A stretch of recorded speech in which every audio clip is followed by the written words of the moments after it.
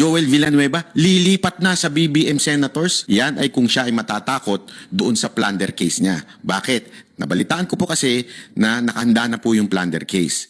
So kung lilipat siya, hindi na po siya ididemanda sa plunder. Pero ididemanda pa rin siya doon sa bailable lang. Yan po ang kanilang deal pagkadating ho dito sa paglipat sa Gatchalian Block. Ngayon, ang tanong na lang talaga dito mga kababayan ay kung si Senator Joel Villanueva ay maninindigan. Kasi yung kanyang sinasabi na bumalik na tayo sa trabaho, magtrabaho na tayo, ganyan din naman yung sinabi nila noon, di ba? Naalala ninyo? Nung pinipilit na umattend ng Cayetano Block doon sa kanilang session, sabi magtrabaho na daw. Noong nagkaroon sila ng illegal quorum, nagtrabaho ba sila? Hindi naman eh. As a matter of fact, nag-work from home pa nga, di ba? Kesyo may threat. So kalokohan po yung dahilan na yan. Yan din ang ginagamit na dahilan ngayon ni Senator Joel Villanueva. Magtrabaho na lang tayo, wala dapat ditong paghati-hati. Kalokohan. Alam mo, Senator Villanueva, nakakahiya ah. Kasi pastor ka pa naman eh. Tapos ganitong bagay lang, uurong na yung prinsipyo mo. Eh yung unang panahon nga, di ba? Mga martir pinapatay para lang manindigan. Ngayon, ikaw, plunder case, lilipat ka na kaagad. Nasaan ang pananampalataya mo? Nasaan ang conviction mo?